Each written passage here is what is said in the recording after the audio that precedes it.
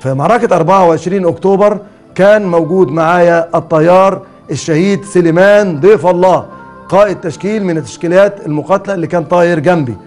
لما شفت طيارته أصيبت واشتعلت فيها النيران 30 ثانية وتنفجر الطيارة، بنبهه يا سليمان يا ضيف الله نط وسيب الطيارة لأنها هتنفجر بيك. رد عليا سليمان ضيف الله قال لي أنا قدامي طيارة ميراج إسرائيلي ومش هسيبها ولازم أضربها. قلت له مش هتتمكن ومش هتلحق.